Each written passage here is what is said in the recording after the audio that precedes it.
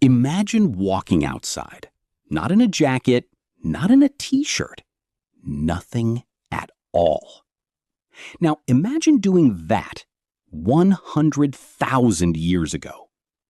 So here's the question. If humans survived for millions of years without clothes, why did we suddenly decide to wear them? The answer isn't what most people think. And by the end of this video, you'll understand why a tiny parasite may hold the biggest clue.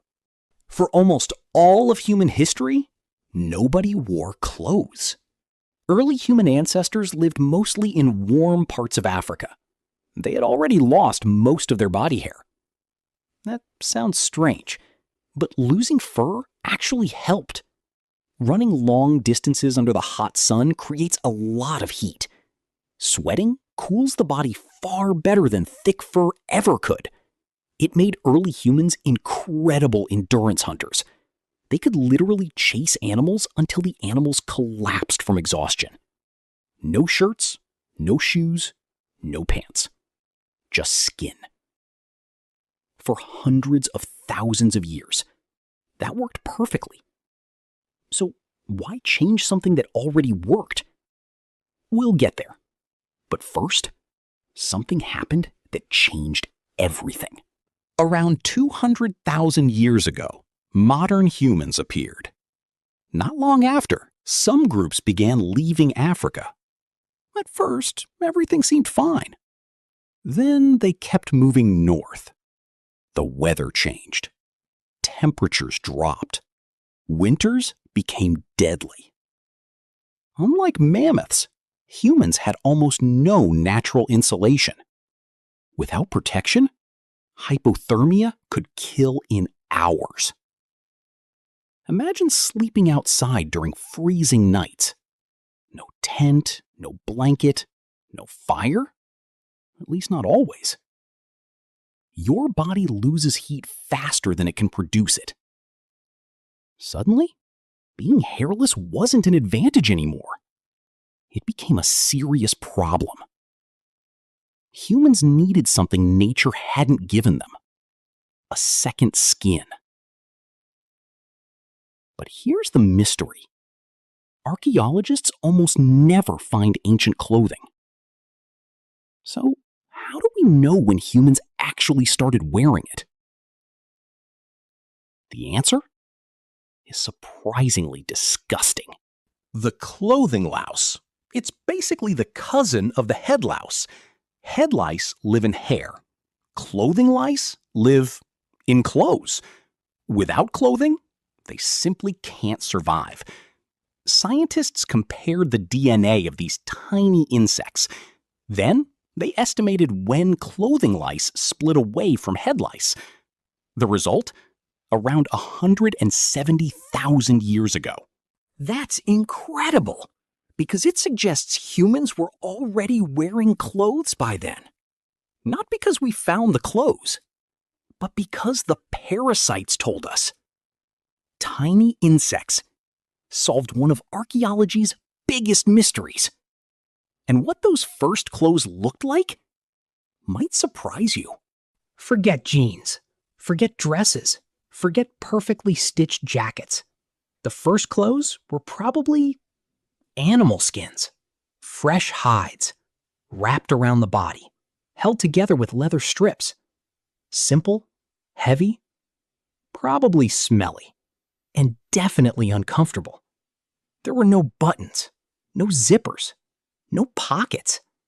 Just enough protection to survive freezing nights. Over time, humans became better at preparing hides. They scraped away flesh, removed fat, softened leather. Eventually, stone tools became specialized for making clothing.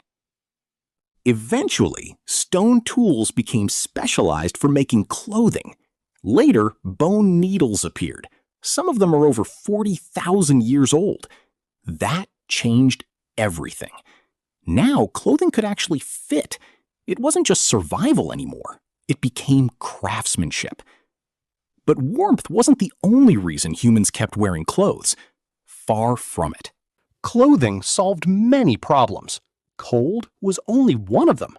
It protected skin from sharp rocks, thorns, insect bites, blistering sunlight, even dangerous plants. Shoes protected feet from injury. Gloves protected hands. Hoods protected ears. Every piece increased the chances of survival. Groups with better clothing could explore colder places, cross mountains, travel farther, find new food. In a way, clothing helped humans conquer almost every environment on Earth. But then, something unexpected happened. Clothes stopped being only practical. They started sending messages. Imagine meeting a stranger 20,000 years ago. You don't speak the same language, but one look tells you everything. The animal skin they're wearing, the colors, the decorations, the feathers, the shells, the beads. All of it says something. Which group they belong to, whether they're a hunter, a leader, a parent, or someone important. Clothing became communication. Long before writing, people wore information.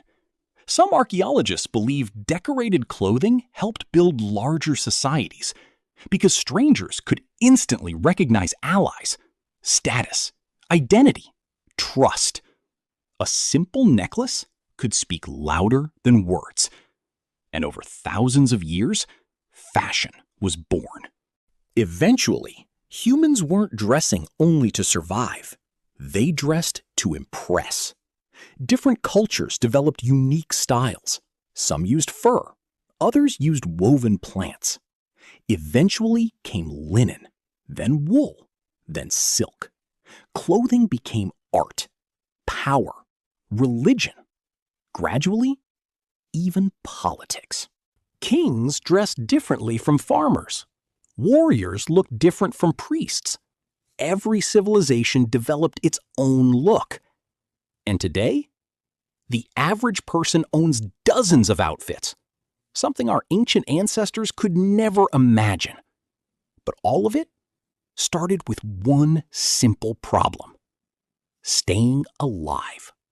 It's funny when you think about it. Something as ordinary as a t-shirt exists because humans left Africa, faced freezing temperatures, learned to use animal hides, invented sewing, and accidentally created one of humanity's biggest cultural inventions. Without clothing, there may never have been permanent settlements in colder regions. No Arctic explorers, no mountain civilizations, no global expansion. A simple piece of fabric helped shape human history. And perhaps the strangest part of all, we know this thanks to lice. Next time you put on a hoodie, remember, you're continuing a tradition that's at least 170,000 years old. One decision made by our ancestors changed the future of humanity forever. If you enjoyed uncovering the hidden stories behind everyday life, subscribe for more videos that reveal the surprising history of the ancient world. Because the next question is even stranger.